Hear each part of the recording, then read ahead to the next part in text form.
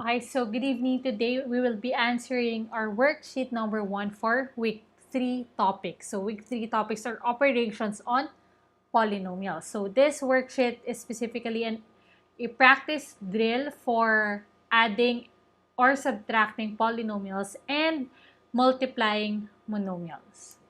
Okay, so let's start.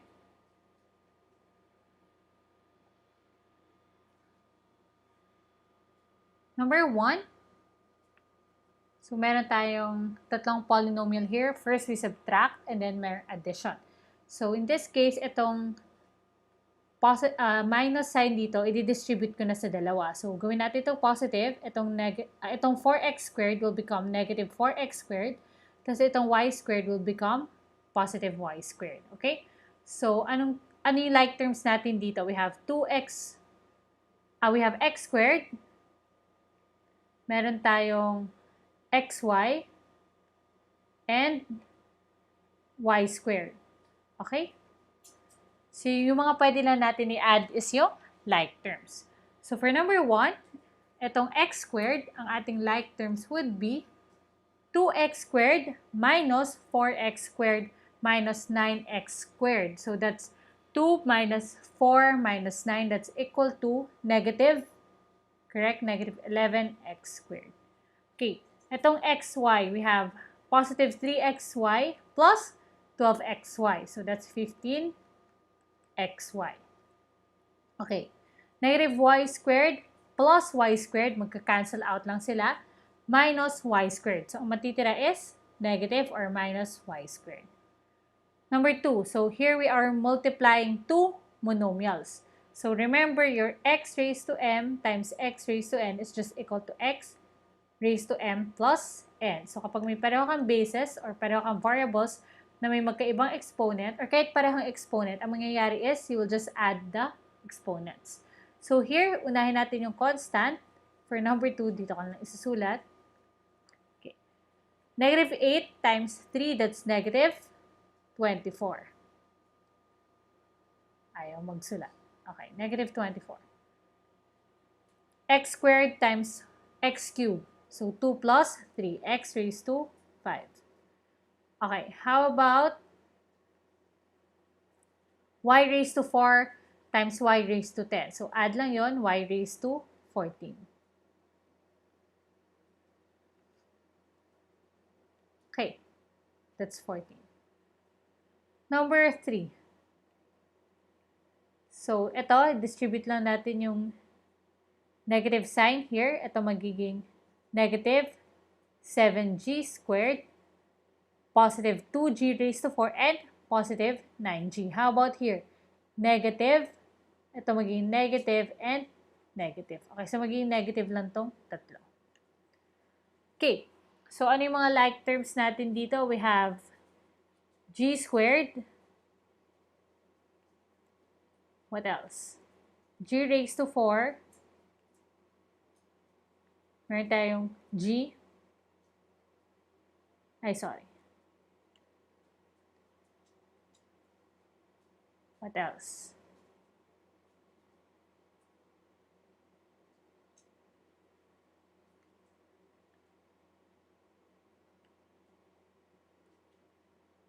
G, and meron tayo itong g cube. Okay, so isa-isahin natin. Ano yung pinakamalaking degree? Itong g raised to 4. So, positive 2g raised to 4 minus 4g raised to 4. So, that's equal to negative 2g raised to 4. Okay, how about g cube? Meron tayo ditong negative 5g cube plus 3g cube. So, that's equal to negative 2g cube. Okay, squared.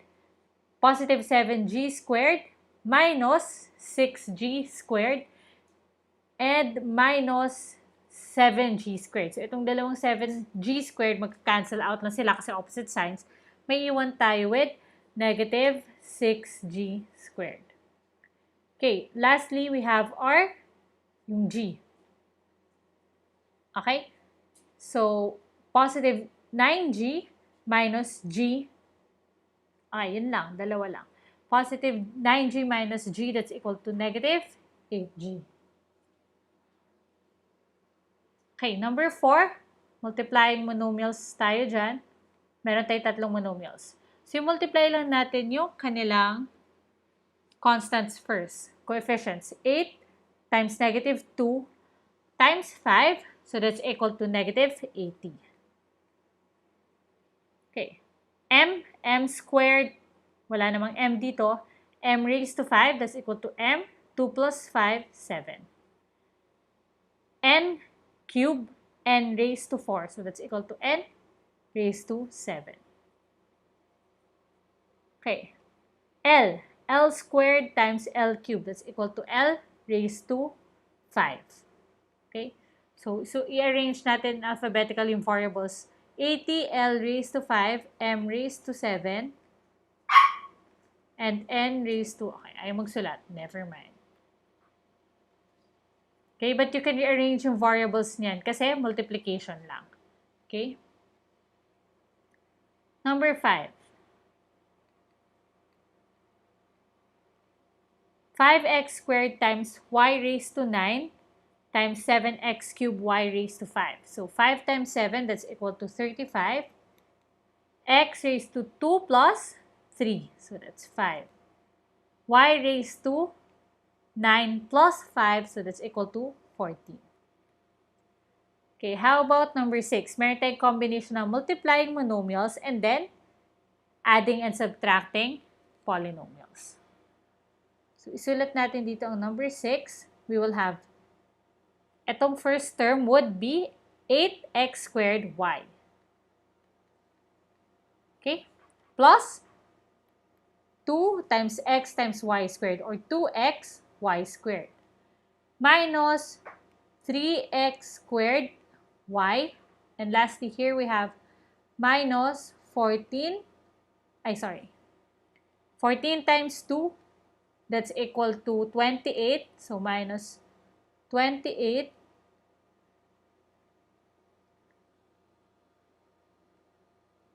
x squared y squared. Okay? X squared, y squared itong nasa dulo. Alright. So, ano yung like terms natin? Meron tayong, ito wala. Isa lang siya kasi x squared, y squared. Ito, y lang eh. So, we have negative 28 x squared, y squared. Okay? Plus 8x squared y. Positive 2x y squared and oh, ito pala, may magkapareho. This one and this one are like terms. Okay, so, positive x squared y minus 3x squared y. That's equal to positive 5x squared y. Okay, and lastly, we have this one plus 2x y squared. Okay, number 7. Multiplying monomials lang din yan ulit. Okay, what do we have there? For number 7 is equal to a raised to 4 times a cubed. Unahin muna natin to. Negative 3 and negative 7. Negative 3 times negative 7, that's equal to 21. Okay. How about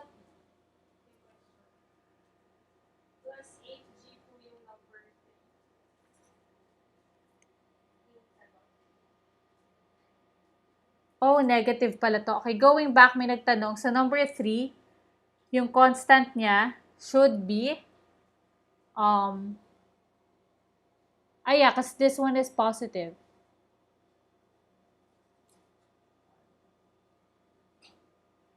May nagtanong kanina, itong G daw ba is, yeah, it should be tama. Positive, kasi ito magiging positive kapag distribute mo yung negative dito. Tapos ito negative. So we have positive 9g minus g. That's equal to 8g. Okay, going back to number 7, we have 21. Positive na 21 kasi negative 3 times negative 7. Okay? Next is a. Ano exponents ng a natin dito? 4 and 3. So that's equal to 7. How about b? b cubed times b squared, that's b raised to 5. c, isa lang naman, so c squared. How about x? Yung x and y,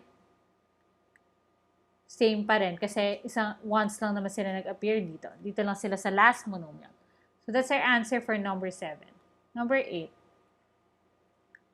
Okay. So isa-isayin natin yung like terms natin. We have negative 9v squared plus v squared dito. So that's equal to negative 8v squared. Okay, how about yung u squared? May isa lang tayong u squared, so ito lang. Negative 2u squared. Okay.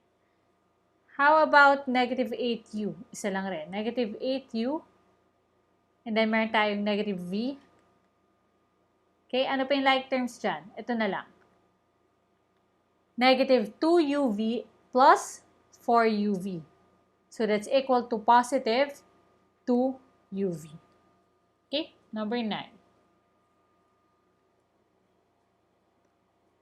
Multiplying monomials lang ulit. 7 times 3, that's equal to 21.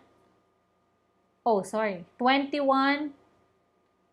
Ang nakalagay pala dyan is 3 squared. So, 3 squared is equal, 3 cubed is equal to 27.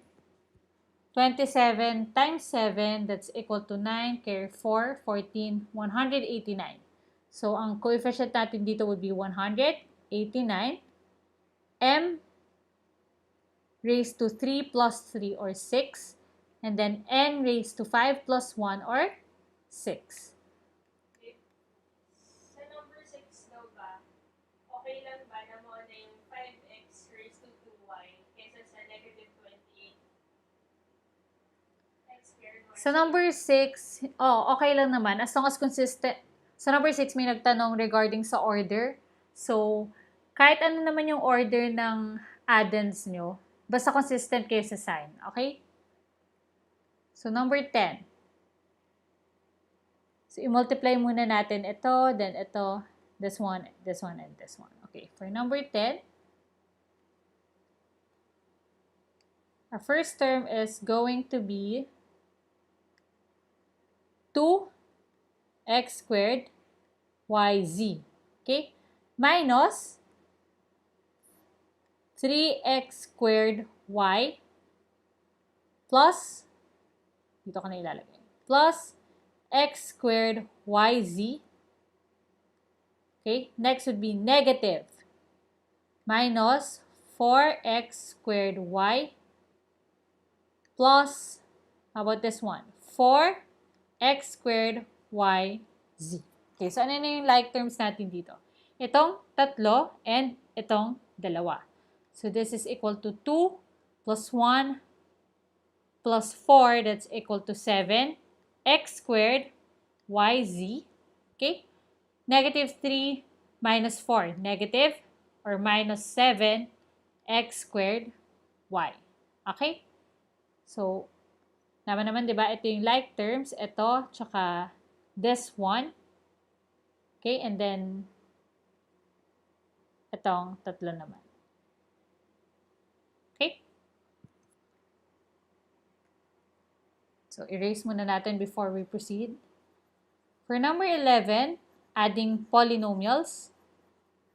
So, since addition lang dyan, i-drop lang naman natin yung parenthesis and then add like terms. Okay? So, 11, we have 4x squared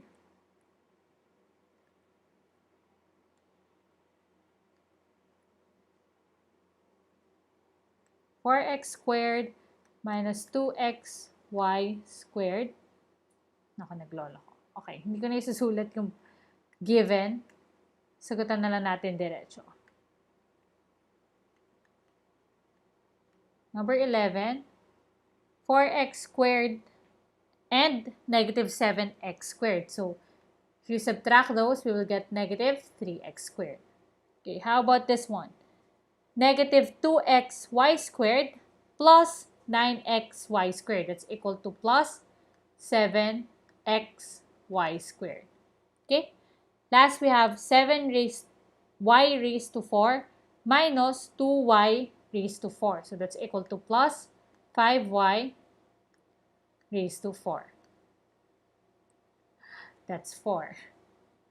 Okay, 5y raised to 4.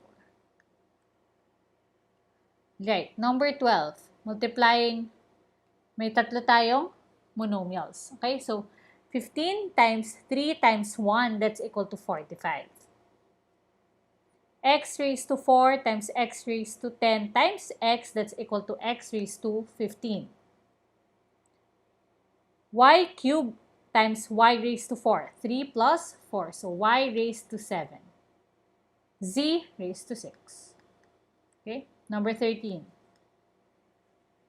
Negative 5q squared rs cubed times negative 6s raised to 4 r raised to 8 q raised to 7. So negative times negative, magiging positive yung sagot.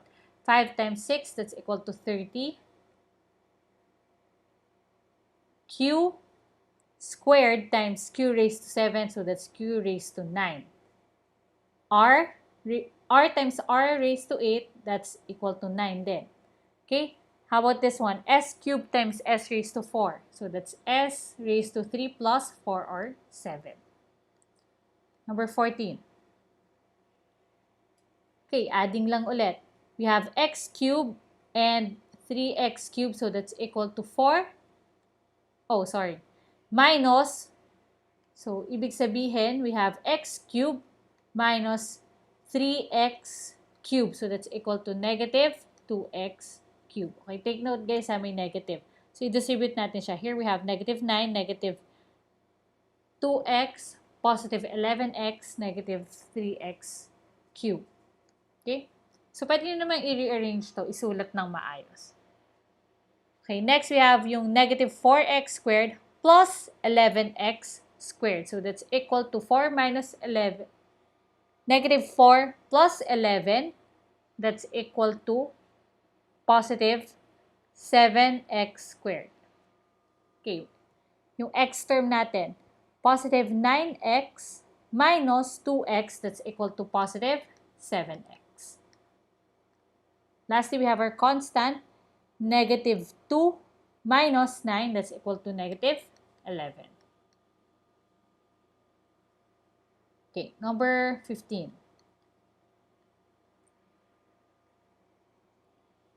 Okay, multiply muna natin isa-isa, then saka natin tingnan ko ano yung like terms. So, 3x squared y times 7y z squared. So, 3 times 7, that's 21. X squared, y times y, that's y squared, z squared. Minus 2 times 11, that's 22. X squared, y, z squared.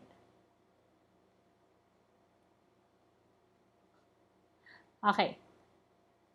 Plus 4x squared, y squared times 2z squared. So that's equal to 2 times 4, 8. X squared, y squared, z squared. Minus this one, that's 4 times 5, 20. X squared, y squared, z. Minus, here we have 6 times 3, that's 18. X squared, y, z squared. Okay, so ano yung like terms natin dito? Itong dalawa lang. This one and this one. Okay? So, 21 plus 8, that's equal to 29. X squared, y squared, z squared. So, itong tatlong terms na to. Okay, don't forget may mga negative signs sila sa unahan. So, minus 22 x squared, y, z squared, minus 20x squared, y squared, z. Ayaw magsulat, z, minus 8 squared, y, z squared. Okay? Before we continue, let me erase this first.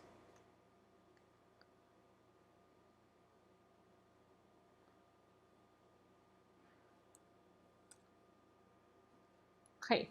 Saan na ba tayo? Number 16.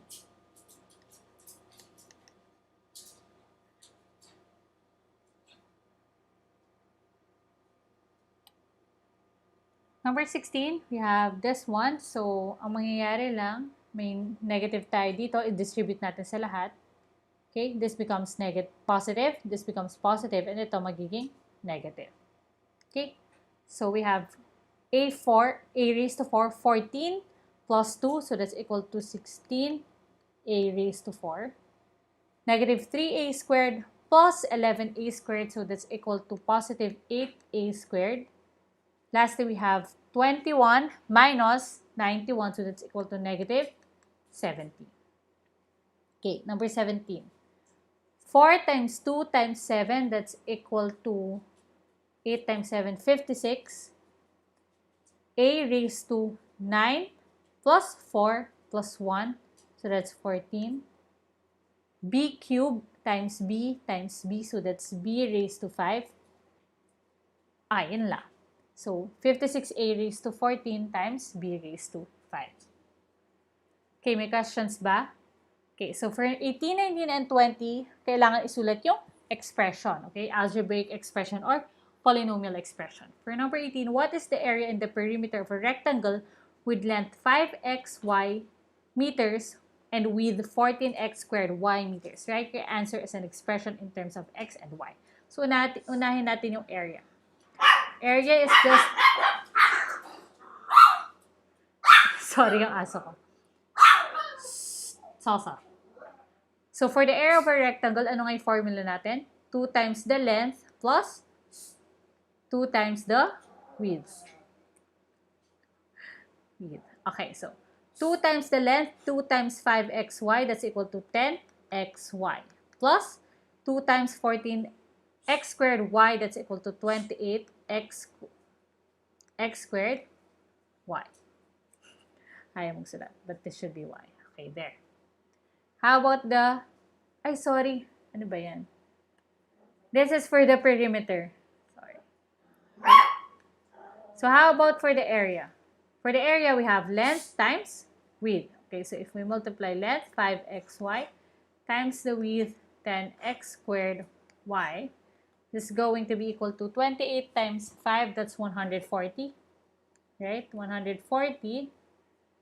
X times x squared, x cubed, y times y, y squared. Okay? So, ito yung area natin. Ito yung perimeter. Okay, number 19. This is 18. Number 19. What is the perimeter of a hexagon? What's a hexagon? 6-sided. Right? 6-sided polygon. So, if 3 sides have side lengths x, ano ba yun? Ba't parating mali yung spelling ko ng length? Parating typo. X, y, x, and 2x, while the rest have side length 3xy. Write your answer as an expression in terms of x and y. So, since given yung side lengths nila, perimeter is just equal to the sum ng lahat ng side lengths. So, we have x plus xy. So, instead of writing yx, I will write xy plus 2x. Okay? So, sabi, the rest have side length 3xy. So, each nung side length ng natitirang 3 sides is 3xy. So, we will multiply that by 3. So, 3 times 3xy. So, as you can see, meron tayong dalawang like term dito. This one and this one. Okay, so 1xy plus 9xy, that's equal to 10xy. Okay, ito rin, like terms, x plus 2x, that's equal to 3x. Okay, so for number 18, ito yung final answer natin. Perimeter is equal to 10xy plus 3x. Okay, number 20. The length of the side of an origami paper is 3x squared meters. If I cut a circle with diameter 4x, how much is left of the origami paper? Write the area in terms of x. So, hinahanap natin yung area na natira. What's an origami paper? This is, anong shape nito? Square. Okay, so ang area niyan would be 3x squared times 3x squared, or 3x squared quantity 3x squared times squared. Squared, sorry. So, if we multiply this to 9x raised to 4. Ito yung area ng paper. If I cut a circle with diameter 4x, okay, so circle, area of a circle That's equal to, anong equation natin for that? Pi r squared. Okay? So, take note, diameter yung given. So, the radius would be equal to 2x. Kung ang diameter niya is 4x. So, here we have pi times 2x squared. This is going to be equal to 4 pi x squared. Kasi ito, 4x squared. Okay? Ni-arrange ko na yung 4 and pi. So, again, yung area na natira would be equal to area of the origami paper minus the area of the circle. So, this is equal to 9x raised to 4 minus 4 pi x squared. Okay? So, that's it for worksheet 1. Magbibigay ako ng link sa Facebook group for worksheet number 2. Ngayon na natin gagawin lahat. Okay?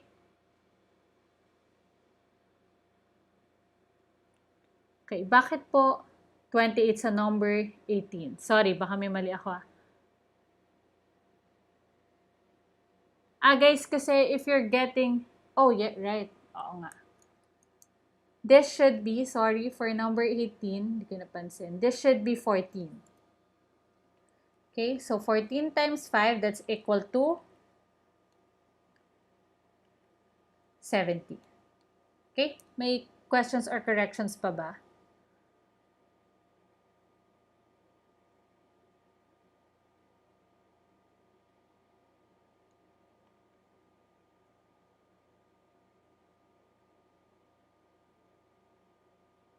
Okay, yung sasagutan sa chem, within the week, kasi hindi ko pa na-forward yung questions, tsaka hindi nag-contribute lahat para magkaroon tayo ng 50 items for chem. Okay?